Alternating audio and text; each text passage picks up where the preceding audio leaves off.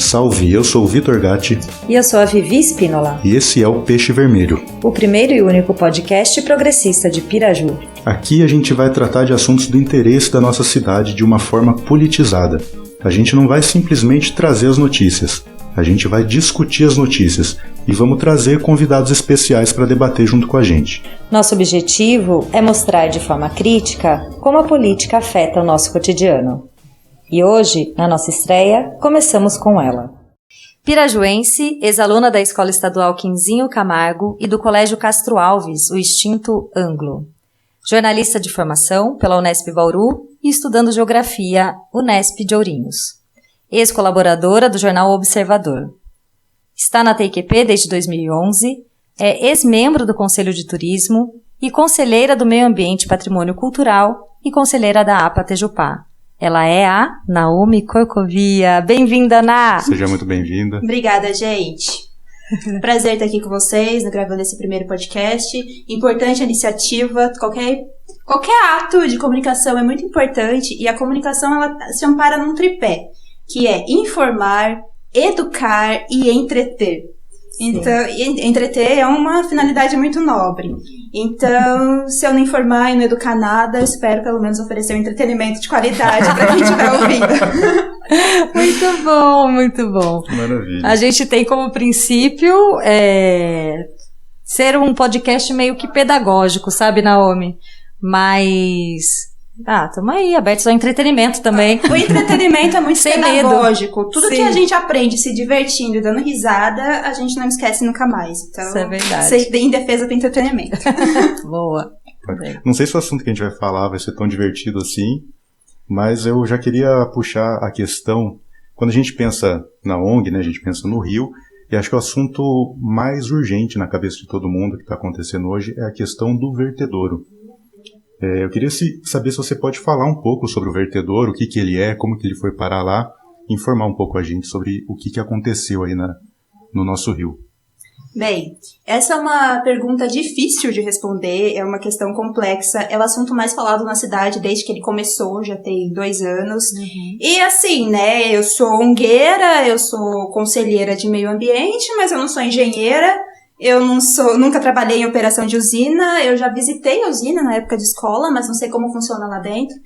E, né, não sou engenheira, já falei, e não tô nesse meio de usinas para saber exatamente responder essa questão. E, aliás, encontrar pessoas que saibam responder essa questão, que saibam responder com autoridade, que saibam dar as informações corretas, é muito difícil, né? Vocês estão vendo, vocês estão acompanhando quantas pessoas vocês conhecem que entendem daquilo.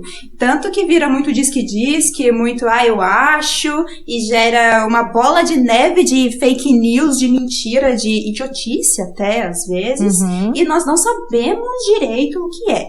Vertedouro, o que eu sei de vertedouro? Vertedouro é uma estrutura que solta o excedente da água nas usinas hidrelétricas. Ponto. Isso é um vertedouro. Agora, por que foi feito um vertedouro novo na UHE Paranapanema?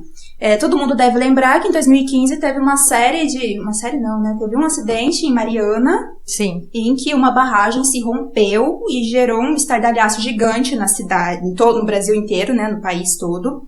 E foi feita por conta desse acidente, que não foi o primeiro, né, um pouquinho de tempo depois, antes teve outro acidente lá em Minas Gerais também, com barragem de rejeito.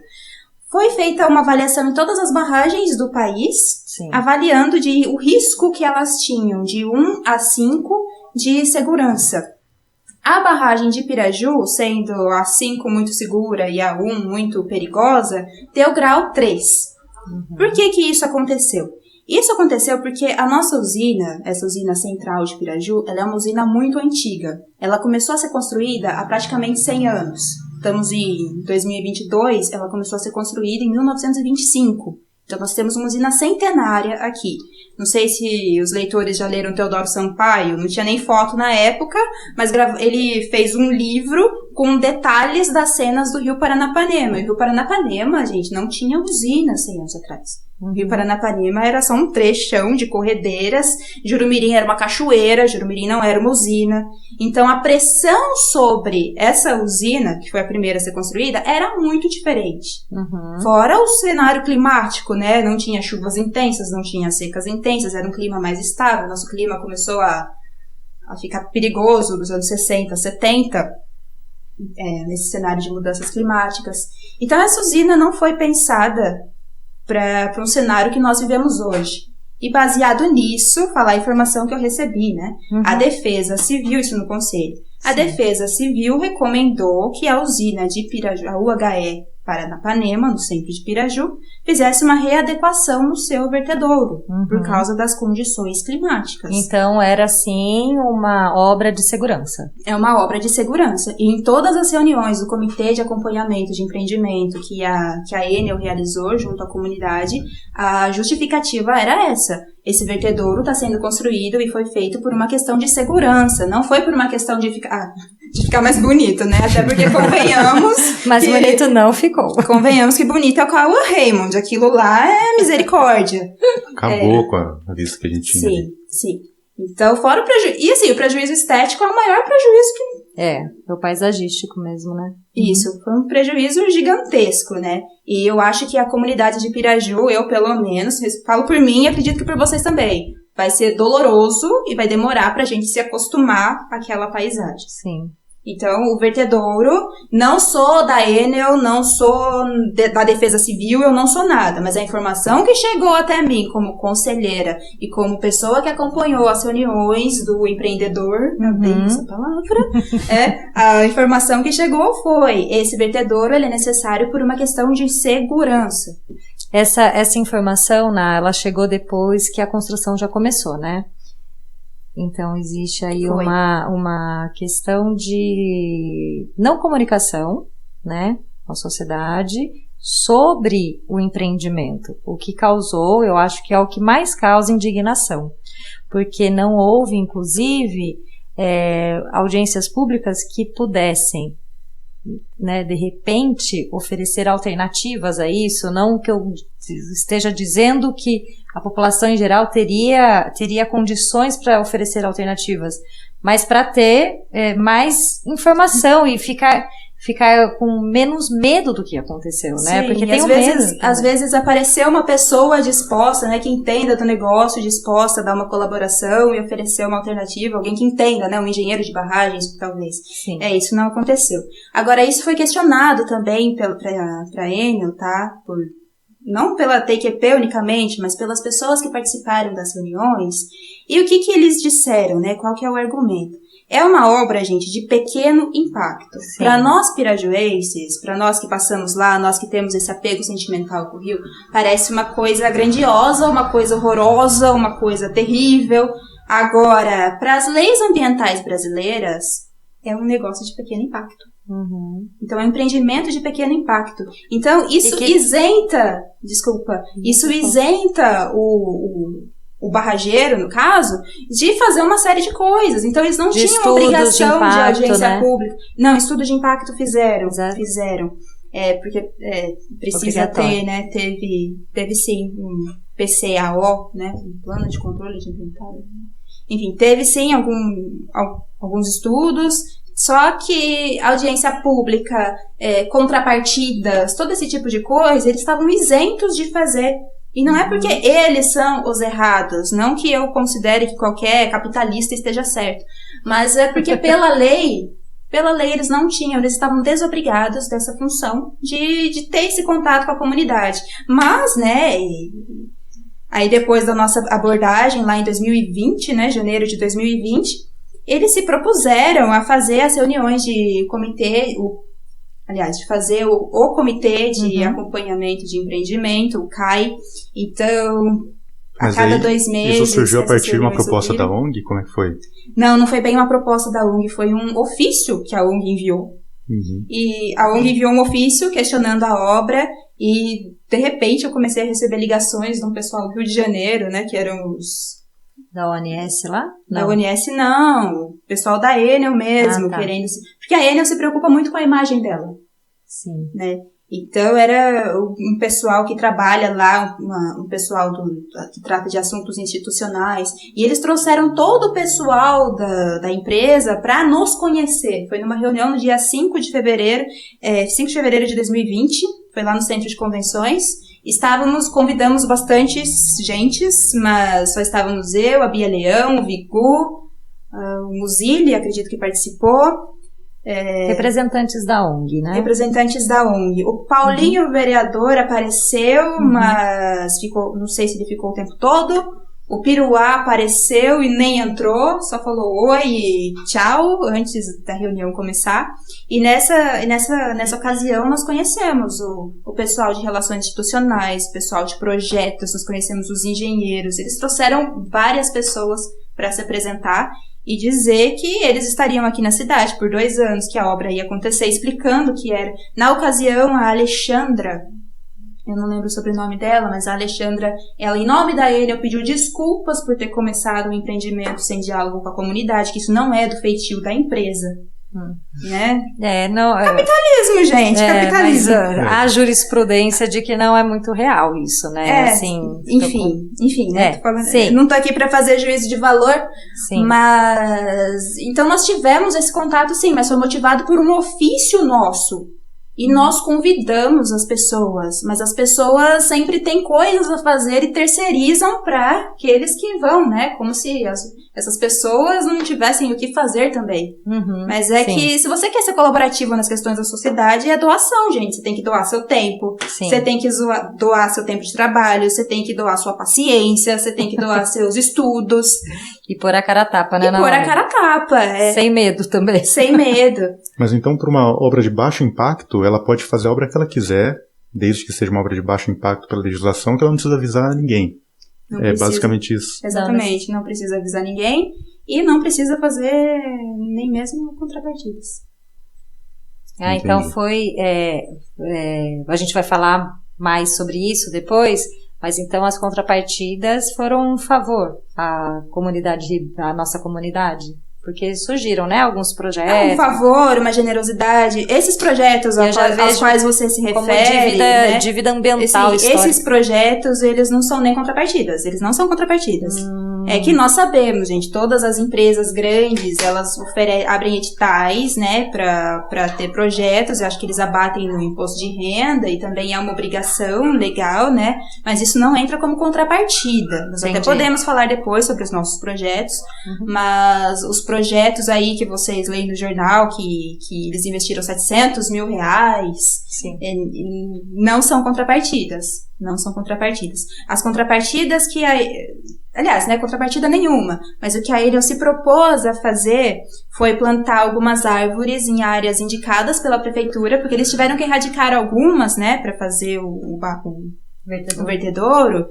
Só que muitas delas nem eram árvores nativas, eram às vezes até leucenas, que são árvores que não são legais de ter no nosso clima, que não são legais de ter no Brasil, porque não são nativas, né, e tal. E porque se espalha muito, impedindo que plantas nativas mesmo cresçam, tóxicas, enfim. Eles pediram para a prefeitura uns lugares para fazer plantio. E um dos lugares foi o Parque da Matinha, que foi um lugar onde os bois soltos, as vacas, comeram as mudas. É um tragicômico. Vocês estavam achando que a gente não ia se divertir na entrevista? É um tragicômico. A gente precisa rir das desgraças também. Então foram plantadas árvores no Parque da Matinha, árvores comidas pelos bovinos. E na Floresta das Corredeiras, acredito que vão plantar ou plantaram, eu não consegui acompanhar. Onde que é esse da Matinha? No Doreto. A Mata do Doreto, que é onde a prefeitura estava construindo um parque, onde tem abaixo da pista ali, do Doreto. Gente, perto da Camila Golfieri lá. Sim. A escola ali. Isso, bem na entrada perto da casa do Tonho. Então não houve, na verdade eles fizeram, eu sei onde Sabe o Tonho do PT? Perto da casa dele lá. Então, na verdade, por exemplo, nesse caso, né, de plantio de árvores, não houve um manejo, né? Não houve disso. manejo, exatamente. Uhum. Aí, nossa, mas vocês plantaram árvores. Diego dos Reis questionou isso numa reunião do CAI. Vocês plantaram a vaca comeu. Mas a prefeitura que indicou, gente. E vai ficar por isso mesmo ou vai ter algum plano? Vão plantar na disso? Floresta das Corredeiras. Ah, tá. Né? Até porque está sendo realizado o projeto lá, né? Não sei o nome do projeto, mas um projeto na floresta. E vão plantar lá. E outra coisa que eles eram desobrigados, mas que eles fizeram foi construir o mirante. Fizeram um mirantezinho e tinha doido acreditando que o mirante ia ser todo aquele espação, né? Onde tem aquele negócio amarelo. E não, o mirante todo mundo esperava, né? Vamos subir lá em cima, que vista que vamos ter, né? Tá louco? Tá esperando demais. É um corredorzinho. É um corredorzinho. É uma gaiolinha. É uma gaiolinha. gaiolinha. Não dá pra chamar de mirante aquilo. É uma gaiola pra fora ali. Sim. Isso. Coisa ridícula. E foi isso, gente. E foi isso. Aqui em Piraju nós temos 3 grandes usinas, certo? Duas delas são multinacionais. Todas elas, no seu tempo, elas cumpriram com contrapartidas? Olha, creio eu, não é minha área também, né? Não sou historiadora ambiental, eu gostaria de ser, vou estudar muito pra isso. Sim. Mas é o seguinte, vou falar o que eu sei. Em 1930, não existia esse negócio de contrapartida, gente. Estamos falando de uma usina de 100 anos atrás. Não tinha contrapartida na época. A contrapartida que a usina que a construção, né, da UHE Paranapanema deixou para nossa cidade é o imaginário local, né? A cidade que teve energia elétrica antes do Rio de Janeiro, né? A cidade que teve um bonde elétrico, a segunda menor cidade do Brasil a ter um bonde, uma cidade de grande importância econômica para o estado de São Paulo, né? Que foi na época do Ataliba Leonel. Até o Roosevelt veio para cá. Isso, até o Roosevelt veio para cá, né? Então deixou esse legado. E também tem outro legado que eu acho muito fofinho dessa usina, né? Não que eu ache usinas fofinhas, mas é que o Lago da Praça Ataliba Leonel, se você olhar ele de cima, ele parece um coração humano, né, um coração biológico, né? Eu conheço essa história. Isso, se você tira uma foto dele de uma certa distância, ele parece um coração de desenho, aquele coração assim. Podcast, não vou mostrar. Parece um coração, uma ilustração de coração, né, básico. E por que foi feito? Porque o engenheiro dessa usina, lá nos anos 20, ele se apaixonou por uma moça que morava ali na praça, e essa moça era impedida de ter os affairs dela pela família. E aí o engenheiro fez um lago pra ela, em forma diz a lenda, o Lago de Lustosa. Sim. Chamava Lustosa. Inclusive deixou todas as cartas embaixo do lago. Eu ouvi, lenda que eu ouvi. Aí o imaginário popular vai bem além. Fizeram até um filme. Essa moça ela era de uma família tradicional aqui, né?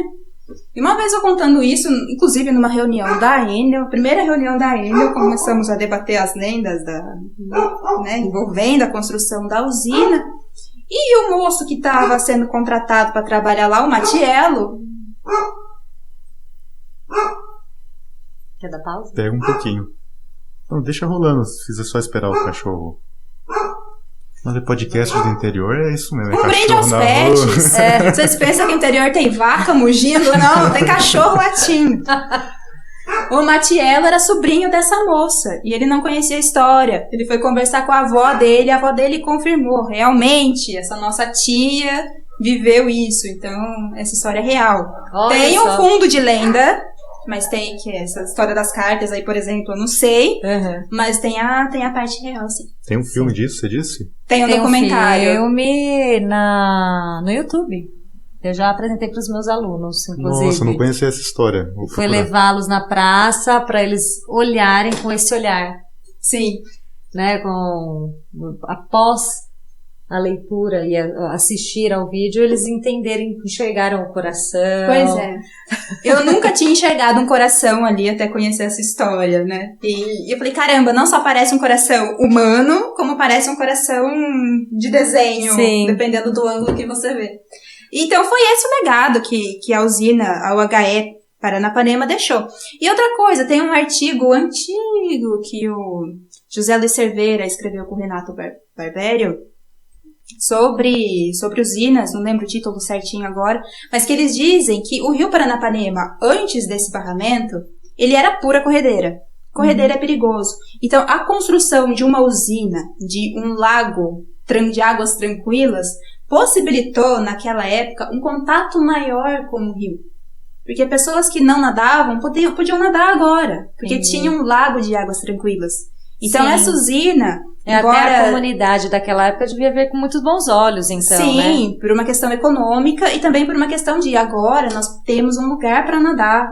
É um lugar de água mansa, né? Um lugar de tranquilidade. Então, a construção dessa primeira usina, ela foi importante para os pirajuenses daquele tempo ter a relação que nós temos hoje com o nosso rio. Hoje a gente vai pra rua brigar por causa do Panema é nosso, deixa o Panema vivo e etc. Mas lá, até por causa do momento histórico que a gente vive. Mas na época, para que essa relação fosse construída, foi, vamos dizer, importante que tivesse essa usina. E o seu Miguel Pereira, né, nosso associado benemérito da TQP, ele conta que quando ele era moço, quando ele era menino, só existia essa usina ainda não tinha Jurumirim. Então os carros passavam aqui por Piraju, né, os carros que vinham de Ourinhos, de outras cidades, porque não tinha Raposo Tavares ainda. E na Piracema, o Paranapanema aparentava ter mais peixe do que água. Por que isso acontecia? Porque não tinha represa, só uma, e os peixes, coitados, morriam ali porque não tinha escada para peixe. Então, aquele espetáculo dos peixes pulando nas pedras, tentando subir no barramento, o pessoal da época achava lindo. Olha quanto peixe tem nesse rio. Olha, o rio tem mais peixe do que água. Eu acredito que eu ficaria traumatizada de ver aquele monte de peixe subindo, né? Aquele monte de sangue, aquela coisa. Mas pra época era bonito. Era sinal de fartura. Sinal de fartura. Uhum. Eu já escutei história de funcionário antigo da prefeitura que nessa época eles ficavam na ponte com um cesto transportando os peixes por cima da ponte para fazer a travessia. Olha! Bacana isso. Gente, quanta coisa, né? E assim, dado o contexto da época e a relação com a natureza também mudou muito, né? Mudou. A gente tá num momento crítico e assim, os estudos e a atenção dada, e isso veio depois, muitos anos depois com o discurso de ONU, na década de 70, quando começamos a falar de meio ambiente de uma forma planetária, real, de impacto, né? Sentindo que a produção de plástico era algo importante do sentido negativo de toda a história e tal. Mas ainda falando sobre as usinas, temos ali, né, a Jurumirim e a CBH. Ah, sim. Então, não terminei de responder a pergunta, né? Nós começamos a divagar aqui. Então, assim, a usina Paranapanema não teve contrapartidas. Jurumirim, acredito que também não, pelo menos nunca vi isso em jornais antigos, né? O que ofereceu empregos em troca, né? E terras, né? Porque que eu soube, aliás, há uns 5 anos atrás, uns 8 anos atrás, eu fui à procura de famílias que perderam seus pedaços de terra, e a CESP, na época, né, tinha prometido realocar essas famílias com o mesmo espaço de terra e tal, mas eles perderam por alagamento, né, da represa, e ficou por isso mesmo. É complicado isso, gente, até porque o solo, né, isso da geografia é maravilhoso. O solo de Piraju, ele é um solo vermelho e tal. Só que naquele trecho de perto de Jurumirim, é um trecho diferente, porque ali era um deserto antes. Então, nós temos um solo de areia. O solo lá é arenoso. E o que acontece com o solo arenoso? Ele é mais frágil. Então, uma vez desmatado, do jeito que foi, é um negócio que você nunca mais vai conseguir recuperar. Porque é um solo frágil, onde não crescem árvores de novo, sem aquela estrutura que já estava antes. Então, uma vez desmatado, ele vai ser cada vez pior, ele vai assorear. O que nós vemos hoje, exatamente, 60 anos depois, Jurumirim assoreada. É porque, prefiro acreditar que se fosse hoje, uma licença de operação ali jamais seria autorizada. Porque num solo frágil daquele, um solo arenoso, que se chama neossolo quartzarênico, num neossolo quartzarênico você não faria esse tipo de empreendimento. Agora, né, vamos... A Jurumirim é lá dos anos 60, vamos para 2002, quando foi feita a usina da CBA. Essa sim prometeu contrapartidas e não executou. Sim. Né? Então, o que eles prometeram? Mas essas contrapartidas, elas são o quê? Elas são dadas por lei, que um empreendimento de tal porte tem que dar tal contrapartida? Como que funciona? Isso. pelas leis ambientais, né, que foram sendo feitas no decorrer do tempo. Eu não sei te falar exatamente em que ano foi feita essa lei das contrapartidas.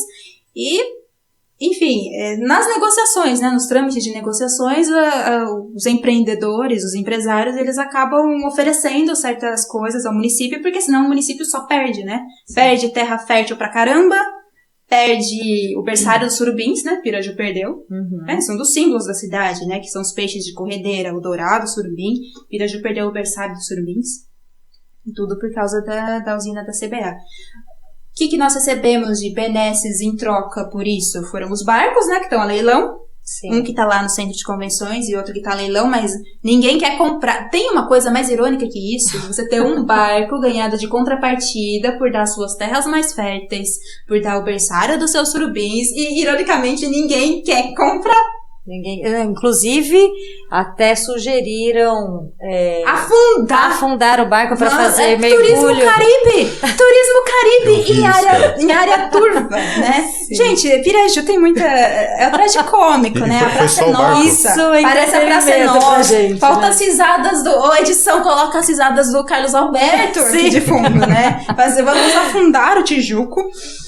É lamentável, né, gente? Então, assim, e carcaças, né, de barco. Carcaças. O que a CBA prometeu lá atrás? Fazer o monitoramento de pontos de erosão e assoreamento. Não fez. Prometeu fazer a proteção e recuperação ambiental nos sítios da obra. Não fez. Prometeu um programa de reflorestamento. Não fez. Prometeu o programa de implementação de unidades de conservação. Nem vou falar que não fez, né? Prometeu um programa de usos múltiplos do reservatório. Não fez. Prometeu um programa de aquisição de terras e benfeitorias. Quem que quer vender terra sendo que você pode criar boi? Quem que quer vender terra para fazer parque ecológico? Não compraram terra nenhuma. Sim. E prometeram um projeto de comunicação social. Comunicação social, gente. É mais fácil a gente conversar com a Enel, que tá aqui há 5 anos, que conversar com alguém da CBA. Você conhece alguém da CBA? Não conheço. Cara, pessoas da CBA, falem um oi, digam... Estamos aqui, existimos. Estamos aqui, as instituições, vocês patrocinam projetos? Vocês contam o que vocês fazem? Vamos fazer alguma ação juntos, e se né? eles não cumprir a contrapartida, o que acontece com eles? Termo de ajuste de conduta. É um termo jurídico, né? Você tem lá na Justiça. E em 5 de novembro de 2004, a OAB de Piraju enviou uma representação para o Ministério Público contra a CBA. Várias medidas aqui que eles prometeram, eles não estão fazendo e está gerando prejuízos para a comunidade de Piraju. Prejuízos porque nós perdemos... Vocês já viram vídeos da desgraça que foi em 2002? Além dos episódios de febre amarela, né, que vieram em 2009, eles alagaram uma área acima da área prevista. Então, tem cadáveres de árvores que não foram retirados ali. Gente, isso é o cenário de usina de Balbina. Nossa, de Balbina. Acho que de todos os casos é o caso que a gente deveria estar mais em cima, inclusive. Deveríamos estar mais em cima e assim, eu não vou dizer que a construção da UHE Paranapanema, que a construção de Jurumirim foi menos pior, até porque a gente não estava lá para ver, né? Sim. Mas dessa nós temos memória, nós temos vídeos. Eu tinha 12 aninhos. Sim. Eu tinha 12 anos, eu lembro da população de Piraju se mobilizando contra, eu lembro dos dinamites, lá da minha casa eu ouvi os dinamites de coisa explodindo para construção de usina. Então aquela traição, é um negócio, né? Porque é um negócio que está mais vívido, né, na nossa memória. Uhum. É por isso que essa experiência que faz com que hoje nós briguemos tanto contra outras usinas, porque nós não queremos mais febre amarela, nós não queremos perder o rio, porque o saltinho, né, era chamado de saltinho. A minha avó tem 80 anos, ela lembra de criança e fazer piquenique com a família, passar o domingo lá, era um lugar muito maravilhoso, né? Segundo ela, tem fotos até em branco e preto, né? Agora, quem que tem acesso àquele lugar? Quando você faz usina, gente, você perde o acesso ao rio. O rio não é mais nosso. Trechos de usina não são da população, infelizmente, ainda que haja uma lei federal, né, que o rio é federal, então nós entendemos que o rio seja de nós todos. Quem manda no reservatório é o dono da usina, né? Então, o único trecho que podemos dizer que é nosso é o trecho de 7 quilômetros que restou das corredeiras. O Panema é tão nosso que olha o que fizeram com o vertedouro ali. Gente, é trecho da Enel, é deles. É do concessionário, infelizmente. Sim. Triste constatação. Eu acho super importante você trazer à luz essa história da CBA, que eu chamei de CBH em algum momento. Coisa de comitê, né? A gente fica com tanta coisa na cabeça. Porque a população pirajuense se mobilizou num tempo, e aí veio aquela canetada do ex-prefeito, lá em 2002, que autorizou, deu a concessão, né? Como é que chama aquele negócio de... Teve audiência pública, isso teve audiência pública. E assim, a CBA prometeu outras coisas, prometeu escola de educação ambiental. Cadê a escola de educação ambiental de Piraju? Não tem. Prometeram uma torre de combate a incêndio, que não tem. Prometeram um mirante, não tem. E o termo de ajustamento de conduta... melhoras na rodovia. Prometeram educação em ecoturismo. Pensa, isso é uma coisa de 2002, que eles prometeram. Deixa nós fazermos usina. 20 anos. Sim. Deixa nós fazermos usina, que vocês vão ter tudo isso. E é o papo que a gente ouve até hoje. Né? Estamos falando em formar pessoas para o ecoturismo 20 anos depois, que era um negócio que era pra ter sido feito lá atrás, e não foi. Aí, termo de ajuste de conduta, né, Vitor? Assim, quando você não cumpre o negócio, você vai fazendo termo de ajuste de conduta pedindo novos prazos. E termo de ajuste de conduta faz 20 anos que estão em termos de ajuste de conduta. Depois de uma certa idade, a memória da gente vai falhando, mas um pouco antes da pandemia, eu lembro de participar de uma reunião da APA, da Área de Proteção Ambiental de Itajubá, e da Elisa, da Fundação Florestal, junto comigo e junto com a Natália Latanzio, que era então diretora de Meio Ambiente, dizer o seguinte: não tem mais tempo para a CBA, eles vão ter que pagar por esses termos de ajuste de conduta não realizados, né? Ia vir uma verba que não seria o suficiente para fazer um refúgio de vida silvestre, né? Que é o mínimo do mínimo de tudo isso que foi dito aqui. Mas seria uma verba que viria para investimentos na Floresta das Corredeiras. E depois veio a pandemia, depois veio uma série de coisas, e aí eu questiono, né? Onde está esse dinheiro do termo de ajuste de conduta da CBA? Que era para ter sido pago então, lá em 2017, 2018. É uma empresa que nos deve muito. Deve. E não responde, né? Há uma certa arrogância até nisso, né? Sim. Porque, como assim, gente? O investimento está aí. Muito provavelmente eles já retornaram o investimento, ganham, utilizando do nosso espaço aqui, e entregaram 2 barquinhos como se desse pirulito pra criança, né? Barquinhos a leilão que ninguém quer comprar. Não, a gente vê que o Estado funciona contra o povo, né? É para favorecer uma classe que está no poder e o resto do povo, sabe, pra gente não tem poder do Estado. Sim, exato. O Estado está a favor deles, né? Porque você ter um empreendimento desse tamanho, você dá esse tipo de contrapartida, sabe, você descumprir seus termos de ajuste de conduta e não ser punido, sabe? E a impressão que dá é que eles não vão ser punidos. Gente, punido por quê? Vão pagar multa. Paga multa. Pra eles... Gente, eu sou irônica, então vocês não estão me vendo, mas... A CBA é um braço da Votorantim, né? Ou não? Do Antônio Hermílio. Isso. Não é? Sim. Que é uma empresa de alumínio, né? Que é uma das empresas que teve questão de acidente, não sei se em Mariana ou em outro lugar.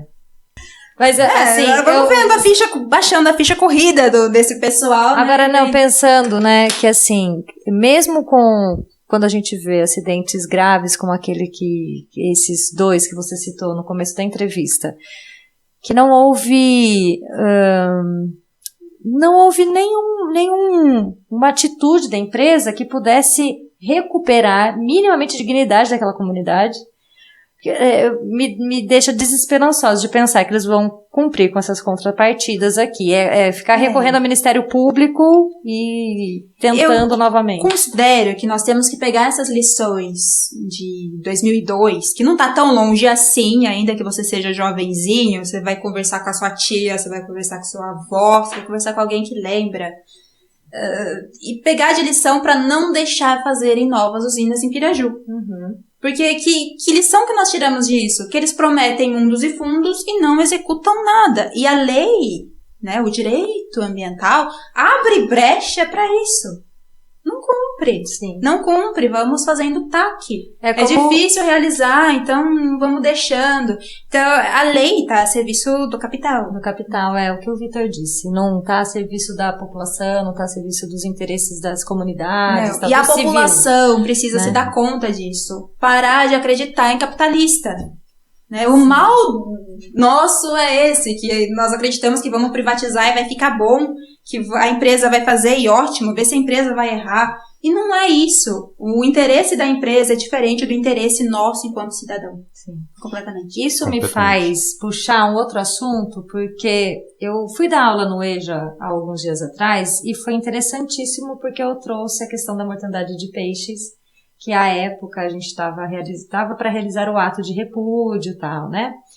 E comentando sobre isso com os moços e as moças dali, um deles parou tudo, né? Enquanto a gente estava num debate, conversando sobre aquilo, ele falou assim, mas escuta, professora, você sabia que lá na construção da CBA e até hoje, olha, eu passei anos pegando peixe morto a jusante da CBA. Sabia disso? E aquilo, eu falei assim, sério? Você tem isso gravado? Você tem fotos? Ele falou assim, ixi, devo ter fotos, as fotos reveladas, mas de muitos anos atrás, mas a gente saía de barquinho, era tanto peixe morto, e aí eu falei assim, mas você sabe se isso ainda existe? Ele falou assim, sim, existe. Ou seja, É que foi uma questão, gente, ó, não tô passando pano pra ninguém, pelo amor de Deus, mas é o seguinte, 2018, eu ainda trabalhava no jornal. Eu lembro de fazer matéria de peixe morto no Ribeirão Boa Vista todinho. 2018. E por que colocamos no jornal, mas virou assunto de Facebook? Não. Então a questão, às vezes, eu acho que é um vídeo bem feito, compartilhado na hora certa, que gera a comoção. Porque não foi a primeira vez que morreu peixe. Sim. Não foi a primeira. E não será a última, infelizmente, sinto dizer. Não foi a última. Eu vejo pelo lado da população estar mais unida nesse propósito de enxergar não sei se mais unida, mas mais atenta, né? Então, eu problematizo isso um pouco, porque virtualmente talvez haja essa união em torno de um propósito. Sim. Aí a hora que você marca um ato público. Sim. Eu não fui organizadora, né? Mas foi feita uma ampla divulgação. Sim. Até carro de som colocaram na cidade. E eu senti aquele ato muito vazio. Vazio. Né? Não, você tem Eu não razão. sei se depois da pandemia, é uma impressão que eu tô tendo, mas assim, se em 2012 conseguimos lotar lá 500 pessoas na Câmara Municipal, hoje eu não sei se nós conseguiríamos. Porque hoje em dia tá impossível você fazer um ato com bastante gente. Onde estão as pessoas que não querem mais sair de casa pra fazer as coisas, pra protestar, pra brigar? Então, você briga muito na internet, mas você sente que seu papel acaba ali. Ah, sim. E isso precisa mudar. Você tem que militar menos na internet e mais na rua, sim. Eu acho. Mas de qualquer forma, assim, a contribuição da internet que mais pessoas ficam sabendo. De qualquer forma, né? Mas ficam sabendo rasamente, né? Não chegam à raiz do negócio. Essa é a questão. Eu acho isso um pouco problemático, pra falar a verdade. Essa eu acho que é uma das questões que nos fez pensar no podcast. Conversar as coisas mais a fundo. Né? Tanto é, né, Vitor, que para fazer perguntas para você, sabe o que a gente foi pesquisar? O que é? Perguntas de grupos de Facebook. Sim, ver o que tá rolando porque aí. Porque lá ninguém responde. É um monte de gente perguntando, aí um ou outro responde, aí se tem mais de 5 frases, as pessoas nem leem. Aí abaixo da resposta, mais 5 perguntas idênticas. Pessoal, é complicadíssimo exatamente. isso. Eu fiz 30 anos e minha primeira medida foi excluir minhas redes sociais, cometer esse suicídio, porque é demais pra mim, sabe? Eu não aguento mais isso, eu passo muito mal e eu tô perturbada com essa cultura de Twitter, de ter que resumir a vida em 160 caracteres. Eu não uso Twitter também. Mas enfim, tá tudo assim, né? Uma legenda de Facebook só e já é grande demais, né? O pessoal se contenta em ver foto. É complicado isso. Ou muitos emojis. É perigoso. Quanto mais emojis, enfim, né? Ironia, deboche, não dá pra usar porque o pessoal não entende. São problemas comunicacionais do nosso tempo e um problema sério, né? Essa falta de leitura é perigosa. Eu não gosto de ler, você não gosta, mas enfim, dá um jeito e tenta acostumar com isso pelo seu próprio bem mesmo, porque não tem cérebro que aguente uma vida só de emoji e só de vídeo do TikTok. Exatamente. É algo que eu converso muito como professor, mas como mãe também, Sim. E isso leva nós, né, a uma vida de desinformação. E é extremamente desagradável essa vida de desinformação, porque eu ando na rua, as pessoas vêm me perguntar coisas que estão escritas, né? E se eu me vejo na rádio, fui na rádio esses dias, uma pessoa me perguntando coisas do básico, o básico do básico, coisas que já foram respondidas há 2 anos, quando a obra começou, e que poderiam ter sido absorvidas pela comunidade se a comunidade lesse. Sim. Né? E se a comunidade não tivesse envolta nessa cortina de fake news o tempo todo, de fofoca, sabe aquela brincadeirinha do telefone sem fio, que você vai falando uma coisa e vai adiante? Que é um dos grandes problemas do nosso tempo, que chegamos onde chegamos justamente por essa rede, e uma rede bem amparada e financiada, né, Ná? Sim. De manutenção desse lugar aí, de fake news, dos textos simples, sem autoria, sem data, sem vírgula, sem parágrafo. Sem vírgula, sem parágrafo. E de uma certa covardia intelectual, eu gosto de dizer, né? Porque um dos motivos de eu ter excluído minhas redes sociais, às vezes eu escrevia alguma coisa para os meus amigos, compartilhando alguma indignação com coisas da cidade, porque eu falava o nome das pessoas mesmo. Aí a pessoa dava print, soltava em grupos de WhatsApp sem nem me falar nada. Né? É o jornalismo do século XXI. As pessoas têm uma preguiça de pensar, estão indignadas com alguma coisa, mas não conseguem formular uma frase na preguiça. Compartilha o que o outro falou. Joga o outro pros leões, assim, né? Olha aqui, né? Tipo, eu não falo nada porque eu não tenho coragem, porque eu não sei escrever, mas olha o outro aqui. Essa cultura da divulgação sem responsabilidade nenhuma, sem nada, sem senso crítico, só compartilha. Se ainda tecesse algum texto colaborativo, né? Fizesse uma legenda, concordo com fulano por isso, ou discordo de fulano por isso. Mas não, é só compartilhando as falas dos outros aleatoriamente, descriteriosamente. Então eu cansei de rede social, gente. Se me fazer perguntas de rede social, eu talvez não vou estar por fora, porque eu não sei. Sim, não, mas algumas das que a gente já fez tinham a ver com essas dúvidas de público geral mesmo, Sim, né, eu até Victor? fico mais em dúvida, assim, porque a gente vê que as informações circulam, às vezes não da melhor maneira, mas circulam. Só que no caso do vertedouro, eu achei curioso porque não teve nem muito boato, sabe? Pelo menos na minha experiência, um dia você passa pela ponte, tem uns caras trampando lá embaixo. Outro dia você passa, tem um muro erguido, daí quando você vê, você tá uns 2 meses sem passar, você passa, tem uma obra pronta lá. Tipo, trabalho na prefeitura, converso com várias pessoas, mas ninguém sabia direito o que estava rolando. Então, tipo, desde o começo dessa obra, teve a transparência necessária para o povo, ainda que fosse para se informar mal, mas se informasse sobre alguma coisa? Victor e Vivi, eu sou uma pessoa crítica para falar isso. Que bom. Né? Eu sou uma pessoa terrível, eu sou uma demônia. E eu vou dizer uma coisa. O prefeito tem culpa nisso. Eu acredito que o prefeito José Maria Costa, o Paulo Sara, quem mais que é do primeiro escalão dele? O Vitor. Todo esse pessoal tem culpa. Não me coloca nessa turma, não. Esse pessoal tem culpa. Porque venderam por aí que o prefeito conseguiu uma passarela. Eles pediram uma passarela para a Enel na negociação desse negócio, né? Porque ainda que a empresa não tenha que realizar a obra de qualquer jeito, é um vertedouro, temos que fazer, não sei o quê, ela precisa apresentar aquele negócio de pedido de uso e ocupação do solo. Então a prefeita, se tinha alguém no meio da pandemia que sabia que essa obra ia acontecer, é a dona Prefeitura Municipal de Piraju. E usou como a prefeitura sabia. E usou, Vivi. Né? Usou o vertedouro. Ninguém falou em vertedouro, né? Usou que, nossa, conseguimos pedindo para a Enel uma passarela. E teve gente louca que acreditou que fosse uma nova ponte. Né? Ó, o nível. Não, depois de ao pronto. nível das fake news. A galera acreditava que a obra ia ser uma nova ponte. Eu ia pra academia do Marcelão, que fechou, e tinha uma senhora que, ela olhava na minha cara, ela sabia que eu gostava disso, tá lá puxando seus ferros. A pessoa vem, olha, você viu a passarela ali, a pessoa lá embaixo arrancando árvore, e ela acreditando que era por causa da passarela. Eu falei, não, tia, não é passarela, é vertedouro. As aulas que eu dei nessa academia, mas enfim, né, o papo da passarela colou mais. Nossa, né? gente. E cadê a passarela? Como diz o Vigu, a Pois é. calçarela. A calçarela. Não, e vou falar, eu moro na estação, eu adoro andar a pé.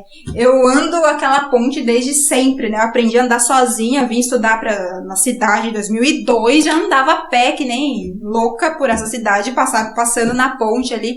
Nunca foi tão ruim andar na ponte quanto é agora. Embora a calçada seja um pouquinho mais larga, colocaram uns guarda-reio. Sim. Que, assim, se você quiser atravessar a rua no meio do caminho, não Você não pode mais. Você tem que definir em qual calçada você vai logo de cara. E tem gente que pula, né? Agora eu tenho 50 centímetros de perna, eu não posso pular aquilo. Passa por baixo, não. Quem tem 2,20 de altura ainda vai, né? Agora, pra mim não dá. Então eu tenho que escolher a calçada que eu vou logo de início. Você escolhe pra ir uma e pra voltar outra. Pra você ter duas, gente, as duas é muito paisagens. ruim. Geralmente eu sempre vou pelo lado da cascata, que eu gosto mais de ver. E além da paisagem ter sido enfeiada em não sei quantos 1000 graus ali, tem esse lance do percurso. É segurança, né? Tudo é segurança. Esses dias eu passei lá, estavam pintando as pedras onde a água cai de branco, com tinta epóxi. E tinha um rapaz que trabalha na obra ali. Ele é moço! Né? Por que estão pintando aqui? Gente, tinta acrílica é cancerígeno, tá? Caso ninguém nunca tenha lido sobre isso. Qualquer coisa acrílica para impermeabilizar as coisas é feita de plástico. Já fizemos 1000 vídeos do Feira Limpa falando quanto o plástico é nocivo. E as pessoas pintam a represa com tinta epóxi. Aí, depois, questionamos isso no grupo do CAI, vieram algumas justificativas lá, que as usinas estão precisando. É comum em usinas pintar, né, pra fazer a pedra durar mais. A pedra durou 100 anos. A pedra do tempo da Taliba Leonel, né? E agora vamos pintar com tinta epóxi cancerígena pra água cair em cima. Gente, sim, não tem... Por que, cara? Gente. Seria então, estético? Estético, né? Entre muitas aspas, né? Já que eles entraram, eles estão ali por ali também, entendeu? Baixou um espírito militar neles, a vontade de pintar uma pedra, pintar um meio fio. Né? Eu acho o seguinte, gente, se você conversar com alguém lá, talvez eles... O menino que me atendeu lá, ele, não, nós temos uma equipe de meio ambiente. Falei, tá, mas por que estão pintando a pedra? É por segurança, pra pedra durar mais. Gente, se você conversar com um engenheiro ambiental, talvez tenha uma explicação melhor. Talvez tenha uma explicação melhor, e eu vou, pra falar a verdade... A gente faz 1000 coisas na vida, né? Eu não tive tempo de pesquisar, de ler sobre isso. Questionei no grupo, responderam, é pra pedra durar mais. Eu vou botar na minha agenda, né? Devolver lá que eu preciso, até tenho interesse pessoal nisso. Não, porque depois é demais. você nos conte, por porque favor. Porque é demais. Essas coisas cansam minha beleza, né? Voltando um pouquinho ainda à mortandade de peixes, né? Houve o ato de repúdio, o mote foi mesmo... as denúncias feitas em relação a isso. E aí, então, houve representação no Ministério Público, tanto pela ONG-TQP, quanto pela Câmara... Pela Prefeitura. Pela Prefeitura, pela Câmara Municipal, depois até o Diretório do PT também fez um documento desse. E aí? Isso é crime ambiental? Isso é tragédia ambiental? Eu acredito que seja, né? Se não é crime, pelo menos é uma tragédia. Agora, eu acredito que vai ser complicado nós encontrarmos um responsável por esse crime ambiental, né? A gente não pode dizer que são as usinas. Podemos, né? Mas agora, qual usina? Porque a usina Paranapanema, que é a do centro de Piraju, ela opera a fio d'água. O que isso significa? Que toda a água que as usinas a montante soltam para ela é obrigada a soltar. Né? Ela não tem um reservatório onde ela pode armazenar água. Jurumirim tem. Chavantes tem. Agora, a usina aqui do centro e a Piraju, da CBA, não tem. Né? Então, eles soltam água. Não eles dependem lá água. da Jurumirim. Dependem. Então, eu acredito que seja uma questão do operador nacional do sistema, que está alterando, né, que alterou a vazão máxima, mínima, e que as usinas não estejam se comunicando entre si. Porque que é um problema do que é sistema, um problema, né? gigante do sistema, E, gente, crise hídrica, as usinas não se conversam, as usinas, né, às vezes soltam muita água e depois freia bruscamente, e nisso formam piscinas onde os peixes morrem, mas peixes morrem até na usina. A usina Piraju, conforme seu aluno falou. Mas essa nós estamos vendo, né? Essa nós estamos vendo e gera muita comoção. Não sou contra a comoção, não. Acho que tem que gerar mesmo.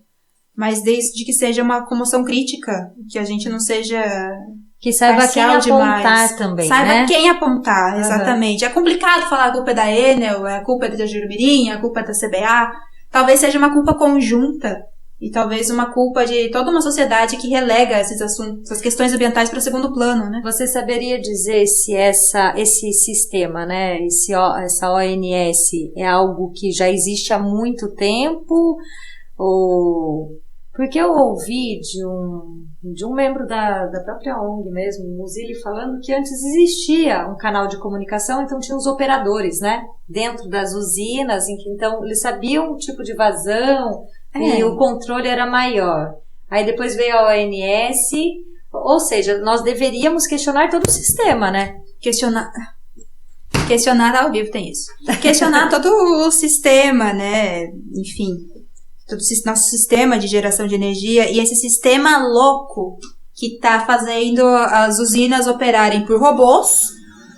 Demitido. Quem vocês conhecem que trabalham em usina? Esse povo que adora falar que usina gera emprego. Mentira. Quantos total. Trabalhadores de usina gera na construção, né? Onde contratam uns peão geralmente de fora. Uma contrapartida, que não é contrapartida, mas que a Enel fez de bom foi isso. Priorizou por contratar gente daqui. E as pessoas que não tinham formação, eles fizeram vários cursinhos, curso de pedreiro não sei das quantas, curso de atendimento não sei que jeito. Mas então ainda... profissionalizou uma galerinha. Sim, e isso é bom. Mas ainda teve bastante gente de fora, porque aqui onde eu moro, na Vila São José, casas abarrotadas de funcionários da Enel de outras cidades. Sim, aconteceu sim, porque essas obras exigem uma mão de obra especializada que não temos em Piraju. Então sim, foi necessário. Eu até recebi... Ai, gente, sou ongueira faz mais de 10 anos, né? E as pessoas sabem que eu sou contra usina, as pessoas sabem que eu brigo, as pessoas sabem que eu sou uma demônia, etc. Veio uma pessoa, conheci uma criança, falou que o pai dela, que tá vindo morar em Piraju, e falou que o pai dela vai trabalhar nas obras da nova usina. Aí só pra gente ficar louco, desesperado, procurando que história é essa de nova usina, até você ver que não era obra, né? Falta de ligar os pontos. Sim. Né? Eu via que ia rolar alguma obra ali, porque eu passo na ponte todo dia, eu via mergulhador. Mas eu achava que fosse pra consertar alguma coisa, até porque eu sou do conselho, no conselho isso não foi falado. Então, nós não tínhamos a informação do quão gigante ia ser no essa conselho obra. Também não chegou a informação? Não chegou. Foi na pandemia. Foi na pandemia. E o argumento era esse, né? Sim. Foi na pandemia e no conselho do meio ambiente na pandemia ele paralisou, não teve reunião nem virtual. Então, nós ficamos um tempo sem ter... Que conveniente, sem né? Sim, conveniente. Porque, num dos grupos do Facebook, pode falar o nome aqui, né? O Eu Amo Piraju, tem 20 e poucas mil pessoas. O Zé Carlos, em uma postagem a respeito da publicidade das obras, ele disse o seguinte, abre aspas, para esclarecimento de todos, houve uma audiência pública em que participaram apenas algumas dezenas de pessoas no ano passado. Eu participei da audiência e neste ano houve mais de 2 reuniões para esclarecimentos.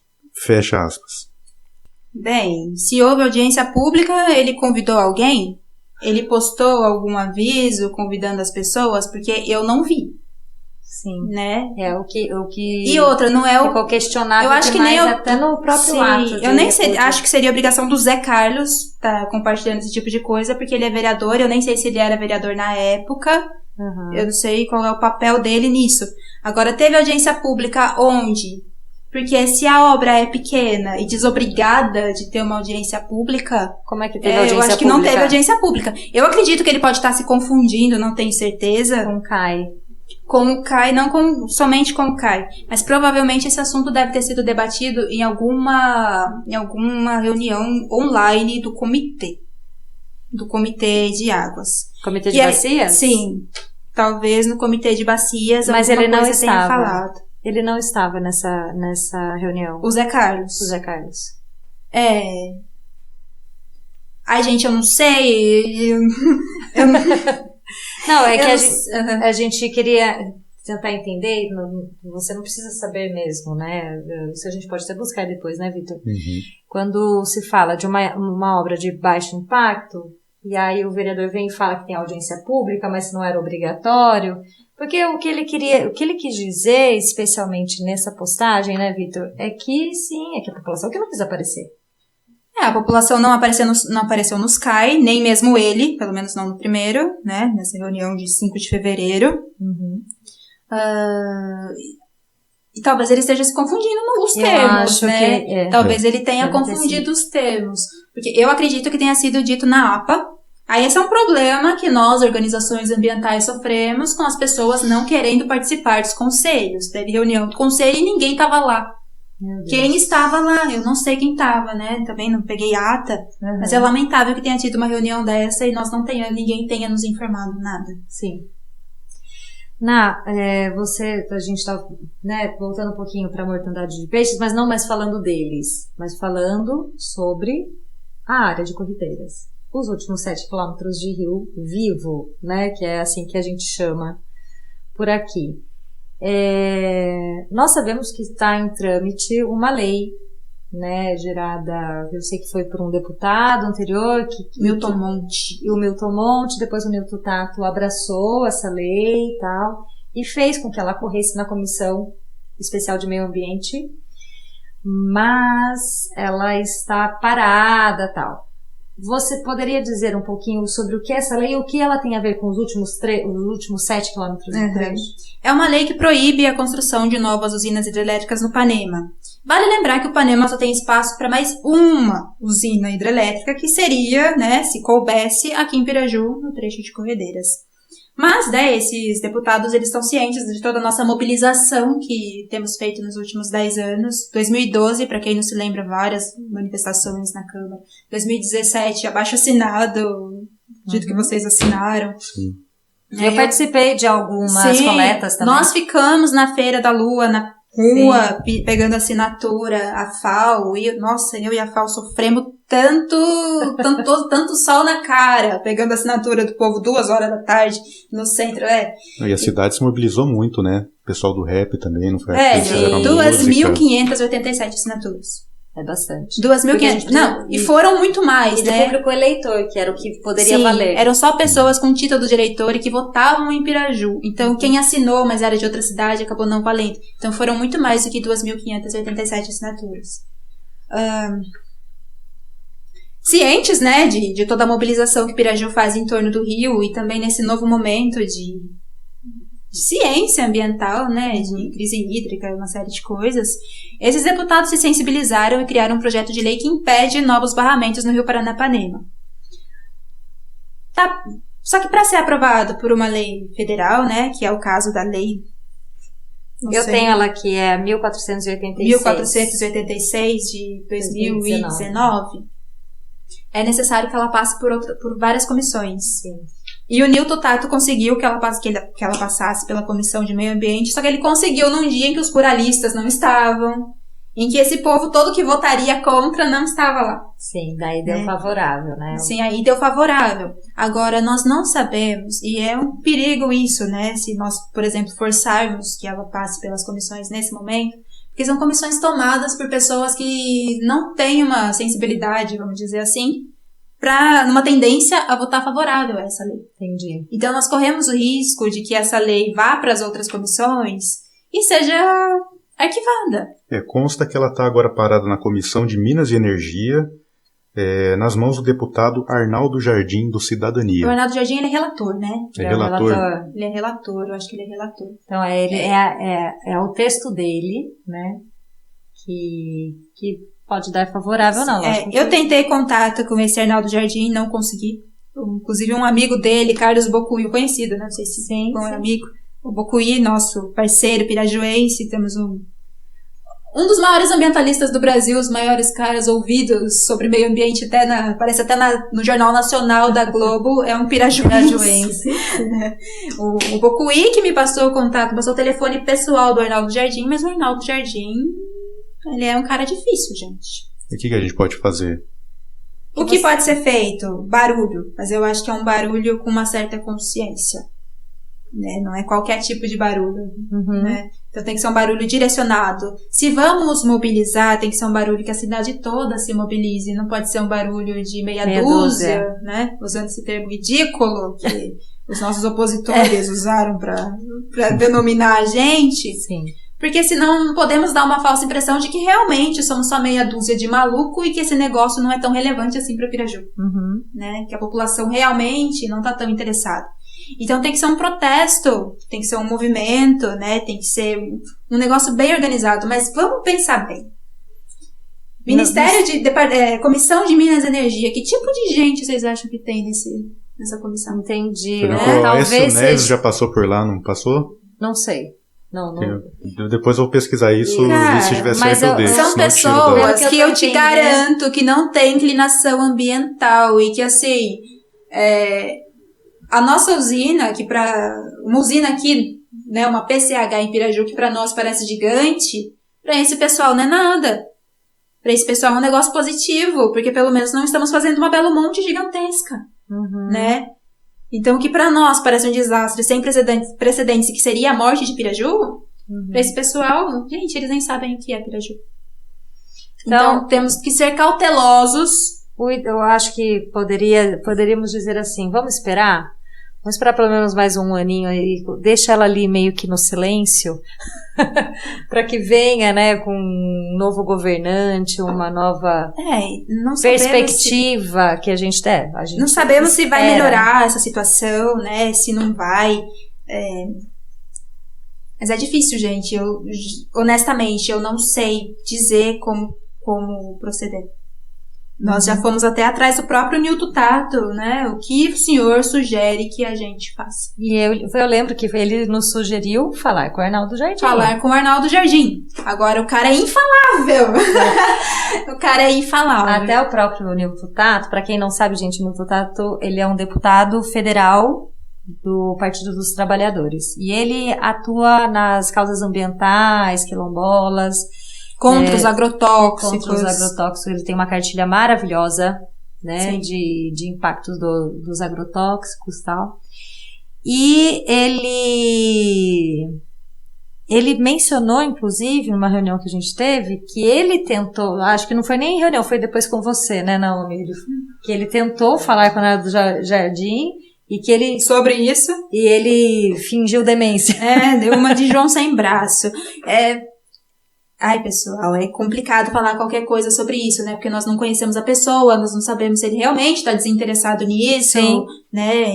Se são outras demandas. Se são outras demandas de igual ou até maior importância, né? Na ordem do dia dele, não sabemos. Mas fato precisamos abordar esse Arnaldo Jardim. E não sou eu, a Vivi e o Vitor que temos que fazer isso, tá, Piraju? Piraju, vamos parar de terceirizar a cidadania da gente pros outros. Vamos procurar esse cara no Face, no Instagram, achar as redes dele e a gente começa a postar as coisas lá. Porque Ongueiro também tem vida, tá? Ongueiro também tem banheiro pra lavar, tem livro pra ler, filho pra cuidar, tem coisa pra fazer, não dá pra ficar à disposição de pessoas que querem ficar só no Facebook vendo vídeo de 10 segundos. Sim, vida assistindo show sertanejo, o que é isso? Vamos lutar pelo que a gente considera justo. E você não precisa pegar 1000 causas, que nem a Vivi pega, não. Pega uma. Pega uma e faça bem feito. E se quiser militar do sofá de casa, se a militância for você comentar nas postagens do Arnaldo Jardim, mandar mensagem pra ele, através das redes você fazer essa presença, já tá ótimo. Se a gente não tem nenhum outro contato com ele, vai ser só pelas redes. Tá. O bom é que você participe mais efetivamente, mas tá razoável, né? Pra começar, vamos colocar que tá razoável. Não, pra começar tá ótimo, vai, vamos ser otimistas. Bom, enfim, Essa lei não existe ainda, ela tá em trâmite. Tá em trâmite. Seria maravilhoso se passasse, mas pra isso tem que passar por... Sabe o desenho animado? Quando o pica-pau vai chegar no castelo, que ele tem que passar por jacarés, tubarões, aquelas bigornas caindo em cima dele, tem esse caminho todo pra que essa lei seja aprovada. Então, até lá, o último trecho tá vulnerável. Tá vulnerável. E aí, assim, né, sempre houve aquele discurso de que usinas são um fato consumado nas corredeiras, que é uma questão de tempo. A gente ouviu muito isso na coleta de assinaturas em 2017, eu lembro de um dia eu, pelo menos, abordar 5 ou 6 pessoas que não queriam assinar por isso, e a gente tinha que fazer o trabalho de convencimento, inclusive, né, Ná? Que trabalho horrível, gente. Eu espero, do fundo do coração, que ninguém nunca tenha que fazer esse trabalho de convencer as pessoas, que é basicamente ter que alfabetizar uma pessoa na rua em condições difíceis, porque você só consegue fazer um trabalho raso por causa do tempo, e aí já chega outra pessoa querendo falar, outra pessoa querendo conversar com você, chega bêbado querendo pegar na sua mão. É complicadíssimo. Sim. É complicadíssimo. Mas isso se chama trabalho de base. Isso se chama trabalho de base. Isso se chama educar a população. É doloroso, tá? Vocês acham que é bonito, não é... Pode ser bonito no papel. Na prática é um negócio que dói, que machuca e que dá raiva. Então, aí... Não, com certeza. Bom, esse eu acho que é um dos caminhos, né? Que a gente prevê como parte de proteção das corredeiras.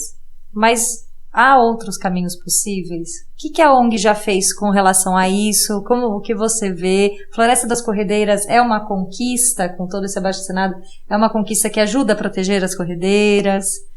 É uma conquista e tanto, né? Uma conquista suada, porque a gente literalmente suou, eu e você, eu lembro muito bem. E...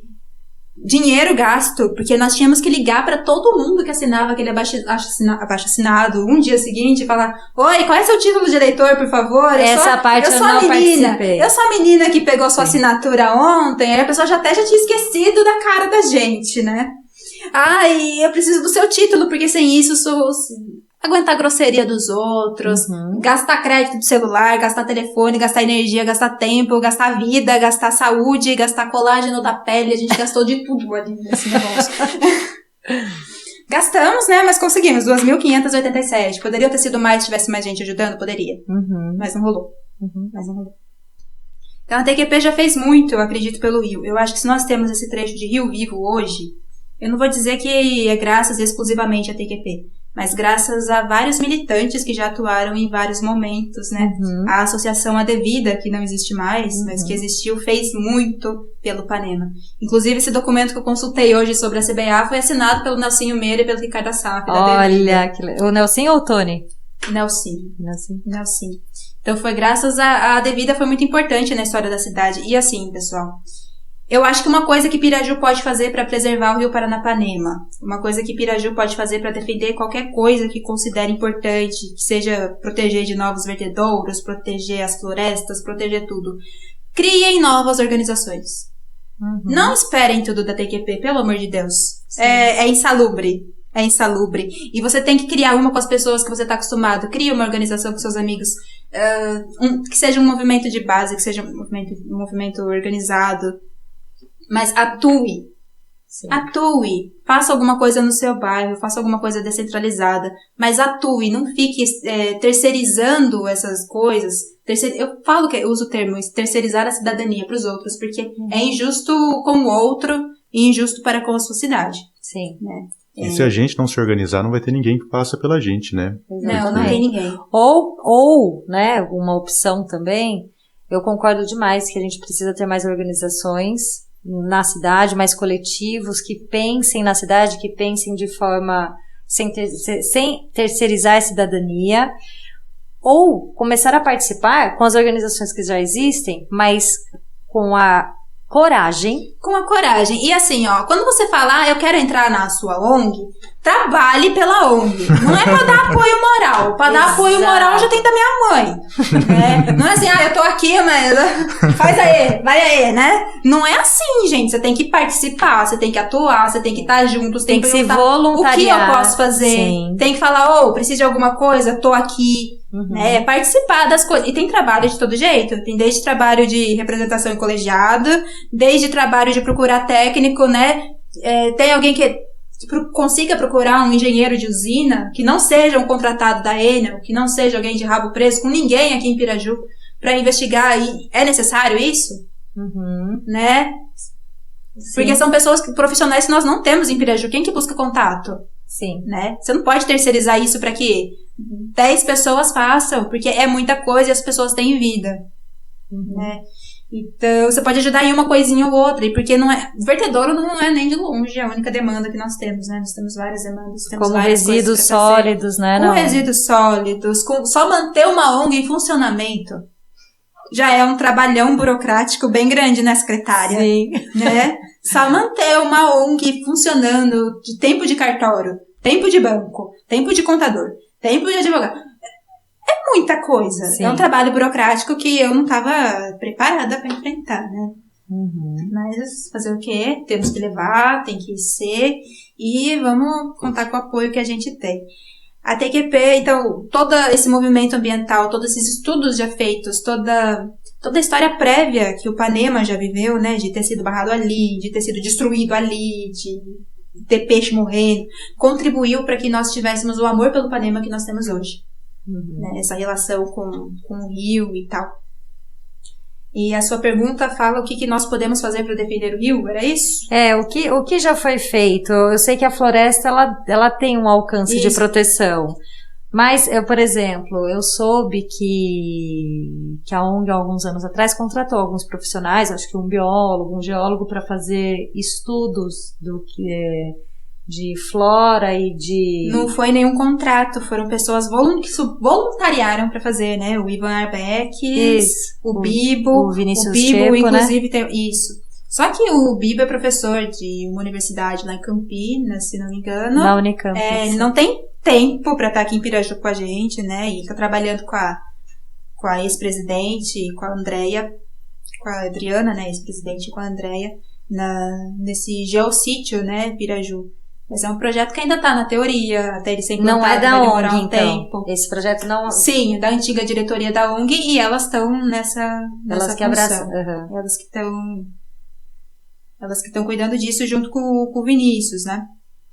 Mas se nós conseguirmos fazer esse geossítio, já é uma proteção a mais, porque aí nós não vamos estar... Porque, por exemplo, nós tínhamos leis que defendiam as águas de Piraju, né? Não pode ter usina aqui no Rio, porque Piraju não quer usina no Rio. Mas o Supremo considerou isso inconstitucional, porque o rio, ele, em tese, não é de Piraju. O rio é da União, o rio é do governo federal, né? Então, nós precisamos começar a legislar sobre os nossos solos, sobre as nossas rochas, sobre os nossos peixes, sobre aquilo que nós podemos legislar, né? Agora, eu pergunto aos vereadores que gostam de criticar a ONG aí, quem que está disposto a achar um advogado e fazer um projeto de lei decente, válido, que o Supremo não derrube, para defender o solo de Piraju. Né? Sim. Quem que está disposto? Né? Porque essas leis que nós tínhamos e foram derrubadas, foram construídas, sabe por quem? Pelos ambientalistas da cidade. E o prefeito apresentou, os ambientalistas fizeram, o prefeito apresentou, os vereadores aprovaram. Né? Não teve trabalho de vereador. O vereador que trabalhou foi o Augusto Piacenzo com a lei do interregno, que foi derrubada. Que talvez, se ele tivesse tido uma assessoria melhor, talvez a lei não tivesse sido derrubada. Essas leis que caíram pelo Supremo, foi a de 2012 também, ou tem uma coisa a ver com a outra ou não? Então, porque foi quando vocês eu lembro que houve a ameaça de uma nova usina ali naquela área. Em 2012 tiveram vários protestos, né? A empresa, a IC Brasil, queria construir usina. E Piraju se mobilizou lindamente. Foi uma coisa muito bonita o que aconteceu em Piraju naquele momento. Tem até um vídeo da Globo, eu com 22 anos, novinha! Tinha eu lá falando, e, enfim. Que legal. Eu lá dando entrevista pra Globo, falando por que nós precisávamos defender o Rio, etc. E o que rolou? Os vereadores que queriam derrubar no caso foi o Rubens da Ambulância, ele que apresentou um projeto lá com 6 canetadas que derrubariam todas as leis. O que rolou, né? Diante da pressão, ele retirou os projetos. Então, esses projetos de derrubar as leis nem passaram pela Câmara. Teve a ameaça, eles tentaram, mas diante da mobilização popular, eles retiraram. Então, isso não aconteceu. Aí, o que os barrageiros fizeram? Eles pegaram isso e mandaram para o Tribunal de Justiça. Não conseguiram derrubar em Piraju? Vamos derrubar no Estado. Né? Aí o Tribunal de Justiça deu contra nós, né? Deu a favor dos barrageiros. Recorremos até chegar no Supremo. E o Supremo que derrubou as nossas leis. Então, o que os barrageiros não conseguiram fazer aqui, não porque os nossos vereadores eram maravilhosos, mas porque nós conseguimos pressionar nossos vereadores, eles fizeram no Supremo Tribunal Federal. Por quê? Porque as nossas leis tinham algumas deficiências, né, na leitura jurídica que nós não temos, então nós precisamos de advogados ambientais. Quer ajudar a ONG não sabe como? E é advogado ambiental, vem ajudar a gente dando ideia. Ou pessoas que têm contato com esses advogados. Que têm contato, ajuda a fazer lei, fazer uma lei sólida, uma lei que não tenha brecha nenhuma para ser derrubada. E isso é maravilhoso, porque a Naomi também mostra a vulnerabilidade das organizações. Somos vulneráveis. Gente, a gente não tá com todo o corpo. A Naomi é jornalista, a Naomi é crocheteira, a Naomi estuda geografia para ser professora. Né? A Vivi é professora de ensino fundamental. A Adriana, que fez muito pela ONG, é ex-presidente e professora de ensino fundamental. É gente da educação. Marco Melo trabalha no fórum. Fernandinho é biólogo. Cadê as pessoas endinheiradas dessa ONG, né? Precisamos. Cadê os médicos? Os engenheiros? Cadê os advogados? Cadê os doutores de universidade? Cadê esse povo na hora de ajudar o terceiro setor? São contratados pelos barrageiros. Quem dá mais? Cadê as pessoas? Cadê os políticos? Cadê os políticos de carreira? Por que esse pessoal nunca se engajou realmente? Esse pessoal trata a gente como o quê? Como um braço? Um aparato, a hora que precisa, pega o povo louco lá. Que é isso, gente? Sim. Né? Então é lamentável o tanto de porrada que a gente leva sendo ongueiro. Porque a gente é terceirizado o tempo inteiro. Nós somos instrumentalizados, né? A palavra certa. Sim. Instrumentalizados para aquilo que eles acham que a gente serve, eles nos chamam, não ajudam, e na hora do vamos ver. Gente, a TQP em 2015, acho que em 2014, 15, quando esses barrageiros contestaram nossas leis na justiça. Foi em 2015 mesmo. Eu lembro que quando a gente montou alguns documentários. Ou foi 2013. Enfim, tivemos que arranjar R$8.000. R$8.000. Quem tem R$8.000? R$8.000 hoje talvez não valha nada, né? O que você gasta de gasolina no mês. Mas R$8.000 em 2013 para pagar advogado. Para tentar a defesa das leis lá no Supremo. E ainda assim, faltou dinheiro. E ainda assim, faltou dinheiro. Porque, gente, barrageiro tem dinheiro para jogar golfe. Ongueiro não tem dinheiro para nada. Com preço, assim, preço do serviço. Preço camarada. Porque que é o preço de viagem. Né? Não tinha preço de serviço, era preço de viagem de advogado. Eu ia falar o contrário. Preço de protocolo de documento. Essas coisas custam caro, gente. Ter advogado custa caro. O poder público não fez nada, não ajudou em nada. Foi tudo de iniciativa da... Eu só não lembro. A prefeitura de Piraju, isso... A Adriana fez um trabalho de base no Conselho de Meio Ambiente que foi maravilhoso, porque a EC Brasil fez o pedido, né, já que as leis estavam derrubadas de uso e ocupação do solo. Na época, né, aliás, antes disso, o prefeito Jair D'Amato, o advogado dele, o assessor jurídico, ele fez uma defesa, mas não adiantou, mesmo assim as nossas leis foram derrubadas, mas ele enviou sim o advogado para fazer uma arguição lá. E aí depois a EC Brasil apresentou o pedido de uso e ocupação do solo. O Zé Maria falou... Vai depender da opinião do conselho. E a Adriana foi maravilhosa, que ela fez um trabalho junto aos conselheiros, porque, tínhamos conselheiros que não sabiam o quanto é negativo você ter uma usina na cidade. Né? Então teve que ser feito um trabalho de base junto aos conselheiros, para que os conselheiros fizessem um documento dizendo, nós não queremos usina aqui por isso. Um documento maravilhoso. um documento lindo, Uhum. que deve ter para achar para ler no conselho, deve achar para ler na prefeitura, mas um documento histórico. E assim, agradeçamos a Adriana Garrote, que Olha foi que ela legal. que fez esse trabalho lá no conselho. Se não Massa. fosse a Adriana convencendo, ensinando, fazendo esse trabalho de base dentro do Educando pra mesmo os conselheiros. A gente, educar conselheiro, a gente que já deveria saber, né? Isso que eu fico possessa. Porque eu vou ter que... você vai dar palestra onde? No Conselho de Meio Ambiente. É esse povo que tinha que estar dando palestra. Esse que dá palestra, não que receber palestra. Mas é que assim, eu acho que é quando a gente tem que pensar também como é que os conselheiros são escolhidos, né? Como que isso se dá. Que daí eu acho que é pra dar um outro podcast. Só sobre colegiados, né, Naomi? Só sobre colegiados. Eu sou a pessoa dos colegiados. Eu não... Nós já tem pauta com próxima mesmo, Já explicar dá. tudo certinho, como Sim. funciona, como entrar. Quantos são? E cada um tem uma legislação muito específica, né? Cada um tem os seus próprios ritos. E é o seguinte, gente, participe de colegiados. Uhum. Participe. Não quer participar pela ONG, cara, dá um jeito, procura alguma entidade que participe, pede uma cadeira, cria associação de bairro, a associação de bairro participa dessas coisas e é muito importante. Porque é isso que garante o exercício democrático. A gente vive uma loucura, né? Não que a democracia seja maravilhosa, seja perfeita, etc. Mas a gente vive numa cultura de achar que você vai lá e vota e pronto, você exerceu a sua cidadania. Não é isso. A cidadania, ela se dá no dia a dia. É que se vende muito essa ideia de que você ser cidadão é votar. E não Mas isso é balela, isso é isso. burrice. Isso é burrice. A cidadania, ela se dá no dia a dia. E para descentralizar esse poder, né, para garantir o exercício da democracia, você tem que fazer parte dos colegiados. Porque tem decisão de municipalidade, de poder público, né, em todas as suas instâncias, né, município, estado, federal, que passa por conselho. Uhum. Tem conselho que não é só consultivo, como também deliberativo. O conselho tem poder de falar isso sim, isso não. E é importante que a comunidade participe, porque é isso que garante que a democracia vai funcionar. Sim. Ou você acha... Porque se nós dependêssemos só de Zé Maria, a gente já tá vivendo de passarela. Né? Sim, com certeza. Então não, gente. E essas coisas aconteceram do modo como aconteceram, porque o conselho tava numa fase parada. Se os conselhos tivessem se mobilizado, todos os conselhos, isso talvez tivesse sido diferente.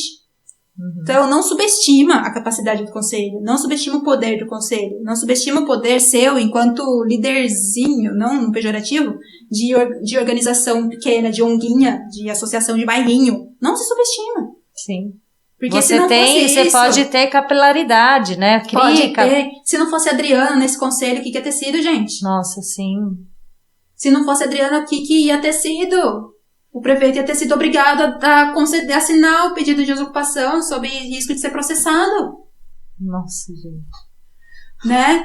Então, você veja o poder, porque... E nós temos, mostra, acho que esse podcast nos mostra o quanto não é a ONG está vulnerável. Todos os nossos ambientes que são protocolares ou não, eles estão vulneráveis, né, Naomi? Estão. E precisando de ou reestrutura ou de mais educação mesmo, de mais formação. As pessoas precisam de mais formação. Eu acho que era esse é um dos pontos de podcast aqui. É pensar, mas fazer pensar e pensarmos juntos, que as coisas elas precisam dessa postura cidadã e crítica. Crítica, gente. Não se canse nunca de criticar. Tem o meu autor preferido da vida, Lima Barreto, não pelos romances, mas pelas crônicas, porque eu adoro crônica de jornal. Ele escrevia a crônica de jornal 100 anos atrás. Ele morreu em 1922, né, na época da Semana de Arte Moderna, criticando pra caramba aquele povo, os elitistas de São Paulo. Mas ele escreveu uma crônica maravilhosa. Ele sempre usava muito um deboche ali, né, pra criticar as pessoas, a elite republicana, a burguesia republicana. E ele falava uma frase que é maravilhosa, que é: eu não me canso nunca de protestar. A minha vida é de ser um protesto eterno contra todas as injustiças. Cara, e eu peço isso pra todo mundo. Proteste contra todas as injustiças. E não se canse nunca, né? Quer dizer, a gente cansa, eu canso muito. Eu sou eternamente cansada, mas não eternamente na função de protestar. E nem sempre a gente protesta certo, gente. Eu vejo na ONG mesmo, tem coisas que eu falo, devia ter feito mais, devia ter feito menos, devia ter feito diferente. Mas, né, quando somos poucos, é tudo mais difícil. Nos escapa, né? É tudo mais difícil, tudo nos escapa. Então, leiam Lima Barreto, leia muito Lima Barreto, e não se cansem nunca de protestar, e protestem contra todas as injustiças. Nossa, Vitor, eu acho que assim, no melhor jeito de acabar. Eu acho também, ficou perfeito, com chave de ouro. Com chave de ouro. Pessoal, muito obrigada pela paciência. Obrigada, gente. Né? Naomi, ó, tô arrepiada aqui. Ai, que emoção. Quero que uma pessoa, pelo menos, escute tudo isso que nós conversamos aqui hoje. Nossa, até o final, mas eu acho que né? até duas vão E que escutar. leiam Lima Barreto. O que eu quero é que vocês participem, vão em um conselho, qualquer um, escolha o conselho de sua preferência e vá. Criem organizações. Criem organizações, criem movimentos. Criar organização, gente, regulamentada é meio difícil, você tem que fazer estatuto, você tem que ter advogado, você tem que ter contador, você tem que fazer vaquinha pra pagar as contas. Sim. É difícil. Então, só por isso eu já acho que a TQP merece respeito. Sim. Só por isso. Agora, criem associações, né, coletivos, que vocês possam se organizar sem, né, que comece sem um estatuto, que comece sem, mas já criando essa semente, para que tenha uma cultura participativa para fazer coisas, nem que sejam coisas gigantes, mas se você resolver alguma coisa da sua rua, mostrar sua cara, e não tenha vergonha, gente, ter vergonha de dar entrevista pra rádio, ter vergonha de falar, ter vergonha de gravar, para com isso, não isso tem que ter vergonha mim. de nada. Pra você, mas você passa peroba na cara e vai, né? Sim. É que nem eu, também não gosto, não é a coisa que eu mais gosto de fazer, né? Mas é necessário falarmos, né? É uma coisa muito necessária. Quando eu era jovem, eu tinha uma timidez, assim, gigantesca pra tudo, no meio de falar. A TQP me fez subir em palanque. Então, eu aprendi a lidar minha timidez graças à TQP. Se não fosse a TQP, eu não falaria em palanque. Se não fosse a TQP, eu não participaria de conselho. Aliás, eu acho que deve um pouco também, eu agradeço o Jornal Observador, né? Que era um emprego que me propiciava essa condição de eu tinha que ir nos conselhos pra fazer matéria. Olha só. Então, te formou, te ajudou. Formou isso. Mas mesmo assim, né, eu ia nos conselhos, a princípio, aqueles que tinham relação com a ONG, né, que eram coisas que eu gostava. Então, participei bastante de conselho de turismo, conselho de meio ambiente, era o meu conselho preferido, conselho de meio ambiente. Ainda hoje, né? Graças a Adriana, Ricardo Assaf, Vigu me convidavam para ir nas reuniões. Hoje tem reunião, vamos lá fazer matéria. Eu ia. E é importante porque abre outras coisas. Eu não imaginava até nos 20 anos, nessa época, eu achava que democracia era votar. E democracia não é votar, né? Tem muito mais, né? Então, ONG, gente, movimento social e colegiados são uma baita de uma escola. A gente aprende coisas que nós não aprenderíamos em outras condições. E que traz essa postura crítica pra gente também, né? E que traz a postura crítica. Mas nada vale a leitura de Lima Barreto. Leia Lima Barreto, é isso que vai abrir seus olhos pra mim. Eu vivo pra enaltecer Lima Barreto, enaltecer a TQP, enaltecer as corredeiras do Rio Paranapanema. Maravilhoso. Naomi, muito obrigada. Obrigada a vocês. É uma honra receber você como nossa primeira convidada. Eu acho que aceitamos, né, Vitor? Nossa, certamente. Gente, parabéns pela iniciativa a vocês. E não se esqueçam nunca. Informar, educar e entreter também. Sim. Perfeito. E espero que a gente se encontre mais vezes pra gente falar de muito mais assuntos. De tudo. De Backstreet Boys a TQP, é nóis. Obrigada, gente. Valeu. Então é isso, pessoal. A gente agradece imensamente você que escutou o nosso primeiro episódio e espero que a gente possa estar junto aí por muito mais tempo. Muito obrigado. Você ouviu o Peixe Vermelho Podcast, uma produção independente. Siga nossas redes no Instagram, Twitter e Facebook e nas principais plataformas de streaming.